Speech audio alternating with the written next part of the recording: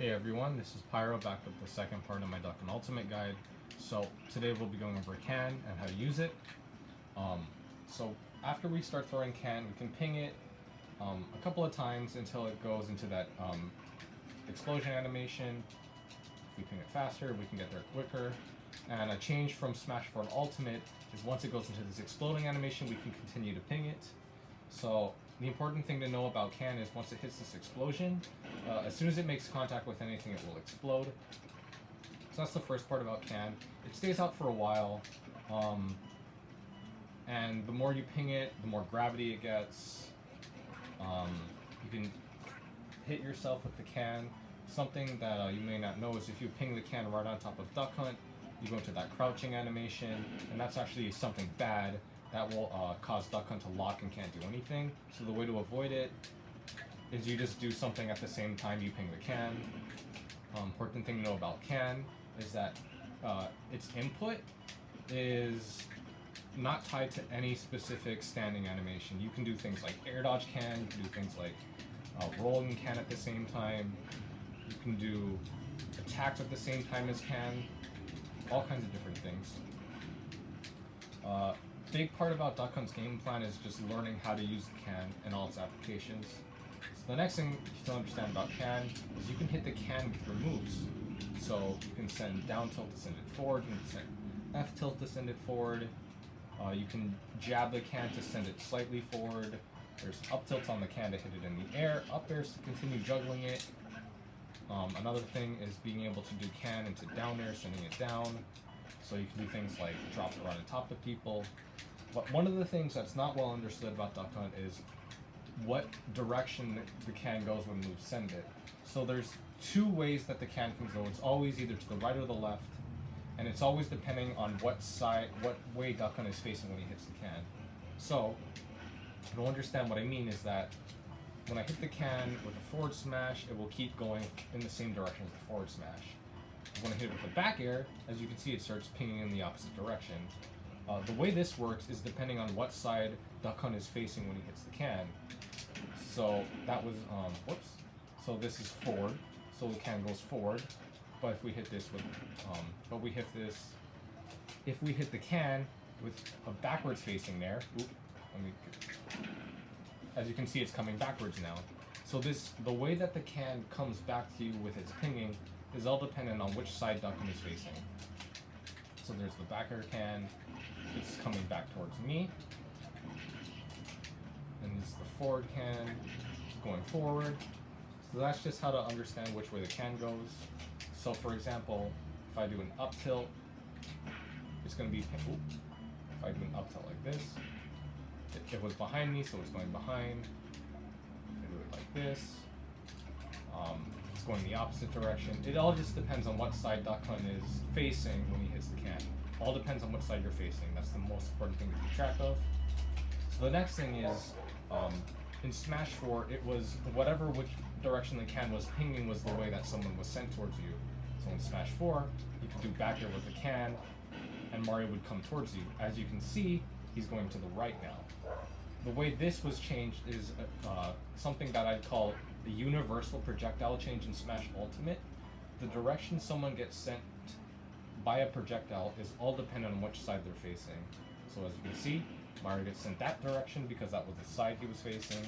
But let's hit it over his head and hit him from the back, and he gets sent towards Duck Hunt. Actually, let's have him stand right on top of it. So as you can see, he got sent towards our direction. So because the direction you get sent is all dependent on which side of the projectile you get hit by, it's pretty difficult to know sometimes for Duck Hunt because you'll hit people right on top of them or hit people right on the bottom. And at that point, you just have to guess the 50-50 in which direction they'll be sent. So that's the basic understanding of can. You can hit it with your other attacks. The way it gets sent, or the way it gets pinged, is dependent on which way you were facing when you launched it, and the direction that people get sent when they get hit by can is dependent on which side of their body they get hit by. So that's the basic understanding of can. There's a lot to understand, but for the next part, now we can start using this knowledge for how to combo with can. And the first one is basically throwing people into your can. So that's a basic combo. The idea is that you throw people into can and then you're able to follow up with an aerial attack.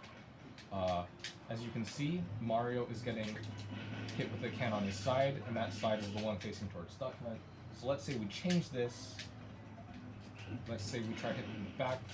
Actually, it's better if we do it like this.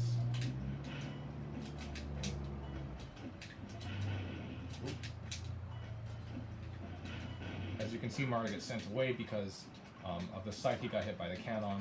So that's just something to keep in mind when you're doing your throw to can combos. You have to know which side that you're lining up to hit on, because depending on the side that you hit them with your projectiles, the side that they'll be sent. Alright. So the next part is understanding what's some of the best combos you can do with throw can. For the most part, what I was showing earlier, throwing, can, up air is the best. You can also do throw cans into up tilt. This is better on fast followers, it's not going to work well on Mario. You might also find that people falling out of your up airs consistently, because up air are pretty bad when it comes to being consistent.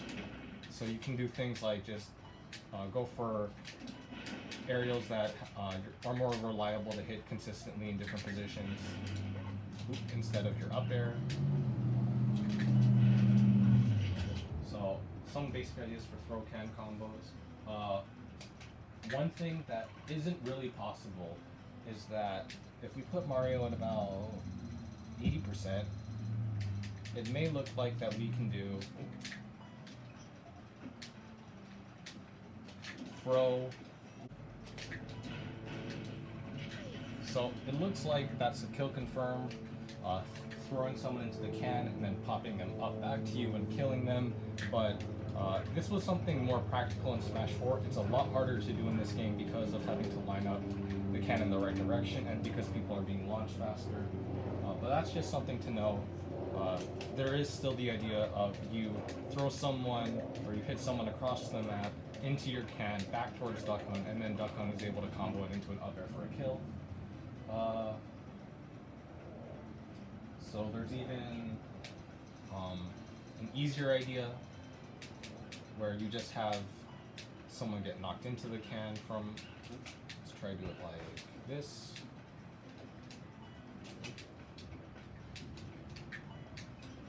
So we're gonna knock the can into Mario. Oh, as you can see, there's the can sending Mario in the wrong direction because it hit him from the front. Oop, missed it. So there is an idea where if someone does something laggy and isn't on top of your can, you can do combos like that to kill them. That's not really a combo or a setup. You can't consistently really do that. That's just something to keep in mind that's possible for Duck Hunt. That if your opponent is standing on top of your can and you know which direction they're going to be sent towards, you can line up for an up air like that. Oop. So some other ideas, you can do down tilt into cans into up air. No real way to combo or set this up. This is just something to keep in mind. All right, and the next thing, and the last thing for can combos is we're going to be going over throwing people into the can. So let's say that we grab someone's normal getup and we're setting up the can. We can throw them into it, but as you can see, Mario got sent towards the blast zone. Oop. Let's try this again. Let's hit his back with it, and here he gets sent towards the ceiling. So this is really when the side that you hit someone with the can becomes very important. Here I'm aiming to get Mario's face to hit the can so that he doesn't get sent towards the ceiling like that.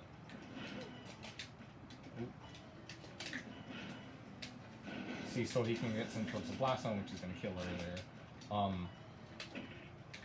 This really isn't something easy to do. It's pretty tricky, but it can really change the kill percent for throwing someone into the can by a whole like 20%, 30% earlier if you're able to line this up.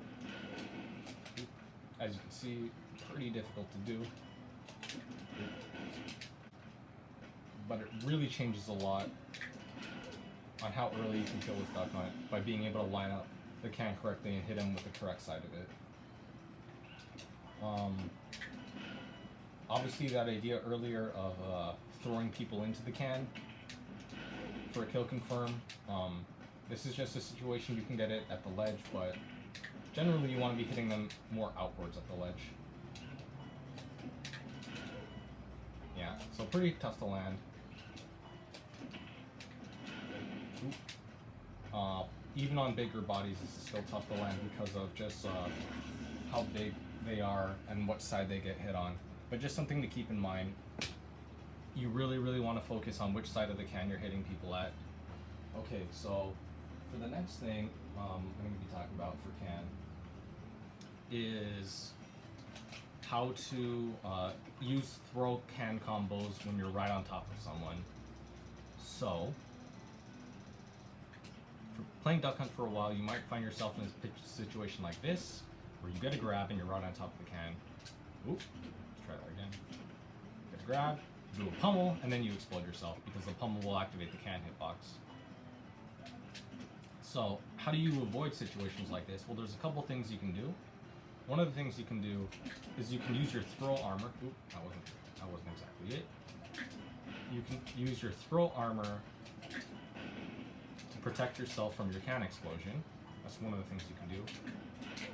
You can also try to do a fancy trick where you do better works at more like higher percents. Let's see. Up throw hit can pop it up like that. That's another option you can do. If your can's like this, right on top of someone, and you don't really want to hit them with it, you can go for up tilt's kind of finicky, but you can go for up throw, ping can. There, can didn't do damage to the throw armor. I'm missing the window for it. But see, you can still do some other things if you are right on top of someone with the can like this, and you don't feel like you have enough space to do a throw combo with it. Another good one is if you're right on top like this, you can. If you're right on top like this, you can do a down throw into can. That's some good spacing you can do if the can's right behind you. Oop. Alright. Oh, and there's the can breaking the down throw. There's can breaking down throw again. So there's this idea that you can break your own throws with can, and you use your can armor to protect you, and follow up with combos afterwards. Because not every time you're going to get the ideal scenario where you're like this, you're far away from your cannon, it's easier to line up a combo like that. Okay, and another important thing is understanding how to use can when you're recovering. So let's say Duck Hunt's trying to recover from over here, and he has to use his upbeat. Pretty easy to just knock him out of it. What you want to do for Duck Hunt is you want to just use your can and block and pretty much open yourself up a path to get back to the ledge with your can. One of the things you can do is you can use can, and you can get right tight, hug the ledge, because if your opponent tries to spike you there, the spike will hit your own can, and the can will be able to pop you out. If you're able to tech it on the wall. Another important thing to understand about using can off stage is that if you're using can and you're trying to recover with it, you have to make sure that you're not holding a direction during your upbeat towards the later parts of it, because you can miss input a clay pigeon pretty easily there and kill yourself. That happens to a lot of Duck Hunts. And another one is, let's say you're getting hit out this, let's say you're getting hit facing this direction. You can B reverse to get back, to change yourself around. Or you can do a B turnaround to get the can face the right direction. So these are just some cool things you can do to get the can to line up nicely off stage. The next important thing is to understand that can is also frame 1. So if I'm getting comboed by Mario, let's say he goes side smash, I can do frame 1 can to break out of options and to be able to absorb hits that would have killed me. Important thing to know about which direction you get sent by when you're exploding yourself with your own can. So it all depends on where you're spawning the can. Here I'm facing forward, so I get sent backwards. But if I face this direction and Mario's hitbox reaches over and hits me, then we both get sent in the same direction. because I spawn can in this direction. So just something to know. Which way you get sent by when you're exploding yourself with your own can.